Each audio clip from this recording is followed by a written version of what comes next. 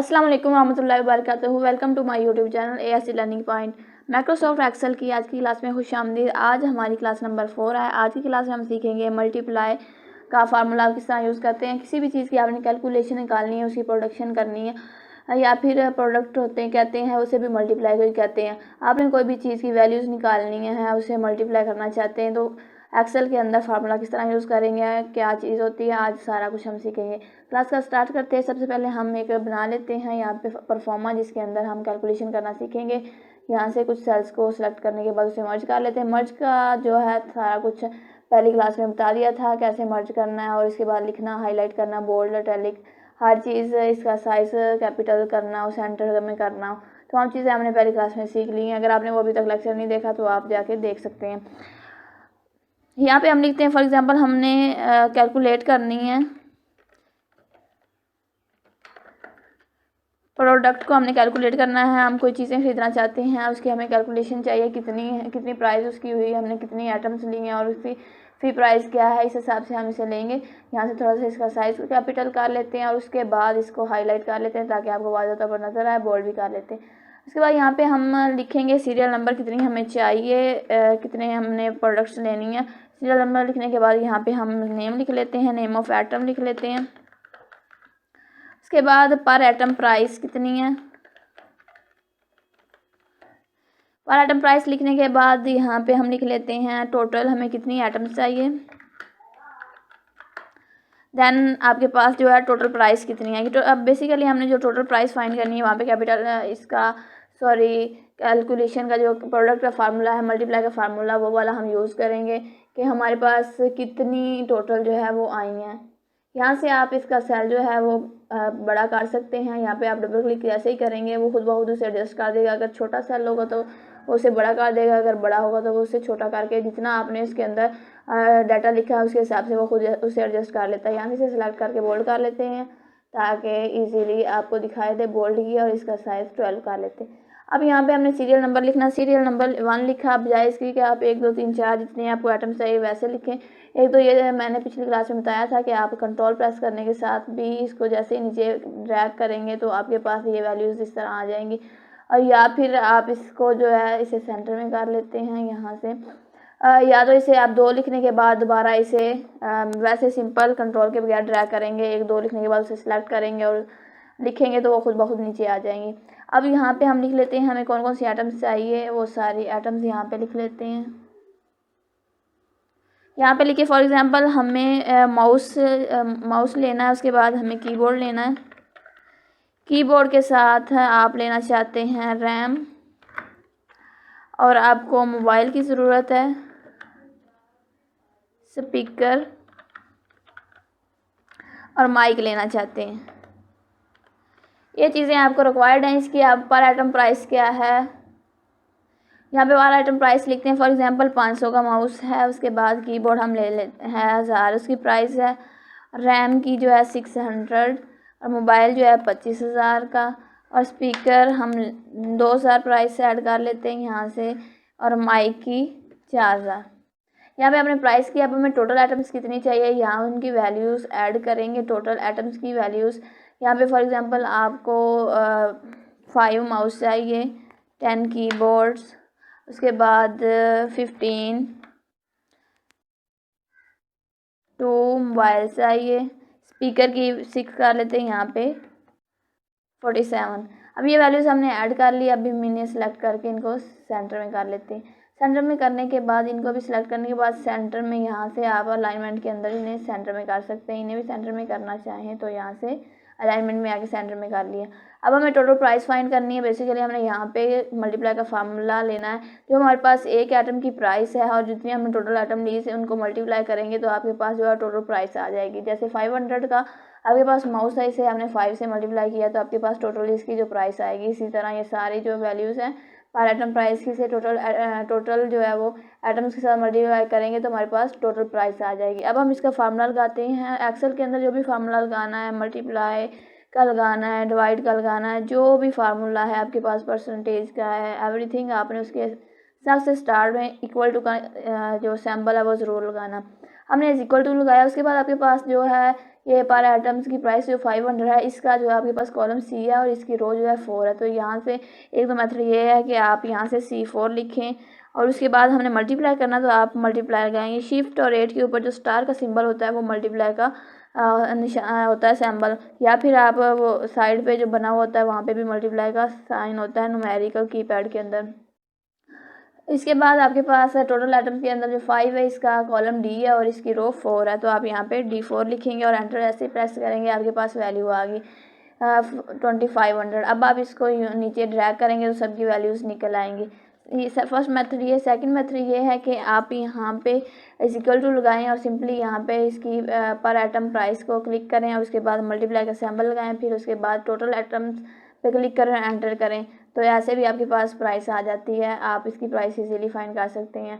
Third method ये है कि आप अगर इनकी सेपरेट फाइंड करना चाहें, आप फार्मूला नहीं लगाना चाहते, आप कहते हैं कि ना तो आपको माउस क्लिक करना पड़े ना ही कीबोर्ड का यूज़ करना पड़े, आप सिंपल जो है वो वैसे फार्मूला लगाएं। यहाँ से आप इज इक्वल टू लिखें, उसके बाद 500 लिखें और मल्टीप्लाई लगाएं।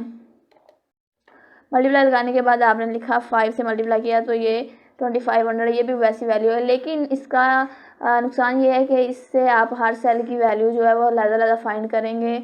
आप मतलब कि टोटल वैल्यूज़ पहले ड्रैग करते थे तो सबकी सही वैल्यू आ जाती थी, लेकिन अब आप जैसे ड्रैग करेंगे तो सेम वैल्यूज़ आएंगी। क्योंकि हमने स्पेसिफिक वैल्यूज़ दी हैं उन्हें मल्टीप्लाई करने के लिए कि आपने 500 को ही मल्टीप्लाई करना है 500 से। पहले हम उन्हें क्या बता रहे थे कि इस सेल को इस सेल से करना है, तो वो उस हिसाब से सेल ले रहा था। हमने कहा था ये वाला जो सेल है इसको आपने मल्टीप्लाई करना है इस वाले सेल से, एंटर किया। तो अब जैसे ही हम नीचे लेके जाते हैं तो ये नीचे वाले सेल की भी उस हिसाब से वो ये वाला सेल और ये वाला टोटल आइटम का उस हिसाब से वो सेल ले लेता है और सही वैल्यूज़ आ जाती है। लेकिन जैसे ही आप खुद वैल्यूज़ लिख के एंटर करते हैं, उसे करते हैं ड्रैग, तो वो सेम वैल्यूज़ ही देते हैं। इस तरह आप जो है वो कैलकुलेशन आसानी से कर सकते हैं। एक और हम यहाँ पे बना लेते हैं, यहाँ से इसे कर लेते हैं कॉपी, इसे आने के साथ यहाँ पे कर लेते हैं पेस्ट। यहाँ पे हम लिख लेते हैं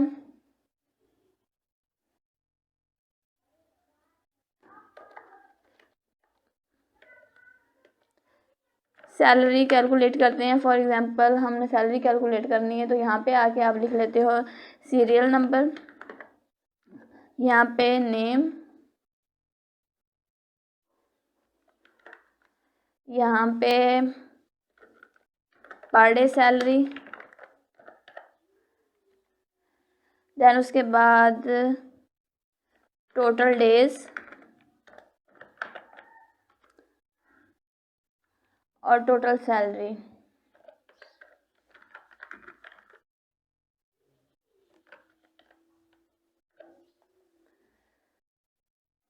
इन्हें यहाँ से सेट कर लेते हैं।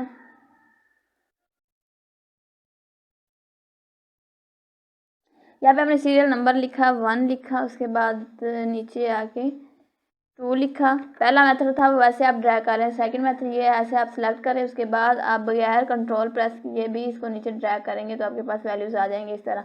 अब यहाँ पे आपने नेम लिखे हैं अली, आमना, आदिल, अकरम, असलम। आपने ये नाम यहाँ पे लिख लिया। अब उनकी पर डे सैलरी क्या है, इसको 500 मिलती है, इसकी 1000 है, 4000, 2500, 1200। अब ये इनकी पर डे सैलरी। अब हमने टोटल डेज इन्होंने कितने वर्क किया, इसने 20 डेज़ किया, इसने 14 डेज़, 30, 50, 25। यहाँ से हमने इनके डेज एंटर कर लिया। अब हमने टोटल सैलरी इसकी फाइंड करनी है, तो यहाँ से हम इसकी टोटल सैलरी फाइंड करेंगे। टोटल सैलरी फाइंड करने का वही फार्मूला है, इज इक्वल टू लगाएंगे। हमने जो उनके पर डे सैलरी है उसको मल्टीप्लाई करेंगे जो टोटल डेज हैं, टोटल डेज से हम इसे मल्टीप्लाई करेंगे तो आपके पास जो टोटल सैलरी है वो आ जाएगी। अब जो अली की है सैलरी वो आपके पास आ गई 10,000। अब आप ऐसे नीचे ड्रैग करेंगे तो आपके पास इस तरह वैल्यूज़ आ जाएगी। इस तरह आप दूसरा सेल नंबर लिख के भी इसे फाइंड कर सकते हैं।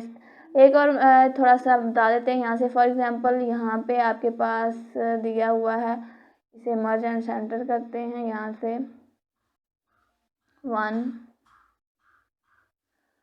2, इसे भी मर्ज एंड सेंटर, यहाँ से इसे भी मर्ज एंड सेंटर कर दिए। अब आप इसे हाईलाइट कर लेते हैं ताकि ये वाज़ह तौर पे नज़र आए। यहाँ से इसे हाईलाइट किया, ये कलर दे दिया, इसे ये कलर दे दिया। अब आपने यहाँ पे कोई भी वैल्यू लिखी, फॉर एग्जांपल आप यहाँ पे लिखते हैं 2, इधर लिखा 4 और इधर लिखा 6। आप चाहते हैं कि ये जो आपके पास वैल्यूज़ हैं इनका मल्टीप्लाई हो जाए। थोड़ा सा इससे कैपिटल कर लेते हैं यहाँ से। इन्हें आप मल्टीप्लाई करना चाहते हैं तीनों वैल्यूज़ को और इसका आंसर लेके आना चाहते हैं, इसे भी आप मल्टीप्लाई कर सकते हैं यहाँ से। फॉर एग्जांपल हम यहाँ पे इसका आंसर लेके आते हैं इधर, इसे भी मर्ज एंड सेंटर किया। यहाँ से इसका भी कलर कर लेते हैं रेड। अब आपने यहाँ पे इसकी वैल्यू लेके आनी, आप इक्वल टू लगाओगे। इक्वल टू लगाने के बाद इस पर नज़र नहीं आ रहा कलर, थोड़ा सा इसका चेंज कर लेते हैं।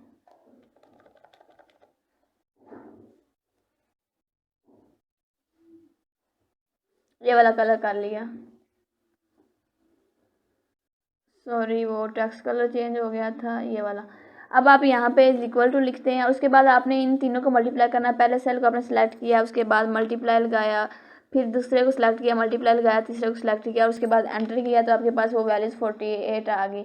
अब आपने इसको फॉर एग्जांपल आपके पास यहाँ पे एक और वैल्यू है, इसको भी मर्ज एंड सेंटर कर लेते हैं।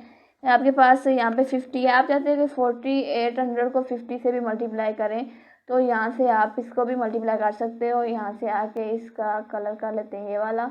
यहाँ से इसका हम आंसर लेके आना चाहते हैं, यहाँ पे इसका आंसर ले आते हैं ताकि आपको ये स्क्रीन पे नज़र आता रहे। यहाँ से इसे मर्ज एंड सेंटर करते हैं, उसके बाद इसका भी कोई सा कलर कर लेते हैं, यहाँ से ये वाला कलर कर लिया। अब आप चाहते हो कि ये 4800 जो है 50 से भी मल्टीप्लाई हो, या फिर ये सारे जो हैं ऑटोमेटिकली इनका आंसर आए। इक्वल टू लिखेंगे यहाँ पे, उसके बाद आपने 48 को प्रेस करना है, सेलेक्ट करना है, उसके बाद आपने मल्टीप्लाई का सिंबल लगाना है, देन उसके बाद आपने 50 को प्रेस करना और एंटर करना, तो आपके पास ये 2400 आ गया।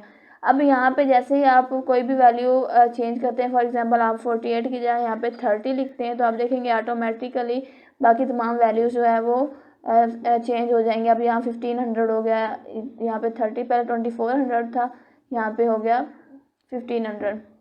अगर आप यहाँ पे चेंज करते हैं, यहाँ पे आप 4 की जगह 40 कर दे, तो तब भी तमाम वैल्यूज़ जो ऑटोमेटिकली चेंज होंगी। जैसे यहाँ पे 40 किया था आपने और यहाँ पे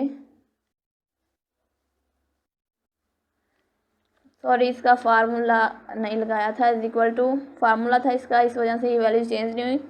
हम इसको दोबारा लगाते हैं, हम मल्टीप्लाई करेंगे, इसको मल्टीप्लाई किया, इसको और एंटर किया, तो ये 480 हो गया। अब यहाँ पे आप जैसे ही इसकी वैल्यू चेंज करोगे, यहाँ पे 90 करते हो तो ऑटोमेटिकली यहाँ पे भी 7200 हो गया, यहाँ पे भी 3,60,000 हो गया। इसके बाद यहाँ पे आप अगर वैल्यू चेंज करते हो, 40 की जगह 12 करते हो 50 की जगह, तो यहाँ पे भी वैल्यूज़ चेंज होगी। अब यहाँ पे कम वैल्यूज़ होगी।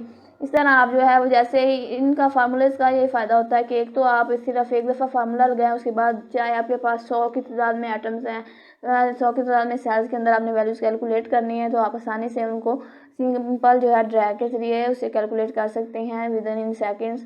दूसरा इसका मेथड ये है कि अगर जैसे ही आप पीछे से इनकी वैल्यूज़ चेंज करते हैं, फॉर एग्जांपल यहाँ से आपके पास टोटल आइटम्स आप कम करना चाहते हैं, आप कहते हैं कि मुझे अभी ये नहीं चाहिए, थोड़ी चाहिए, यहाँ से फॉर एग्जांपल आप कहते हो कि मुझे 20 की बजाय 10 चाहिए, तो बजाय इसके कि आप सारा टेबल दोबारा बनाएं, सिंपल आपने 10 लिखना है, तो आपकी वैल्यूज़ यहाँ से खुद चेंज हो जाएंगी।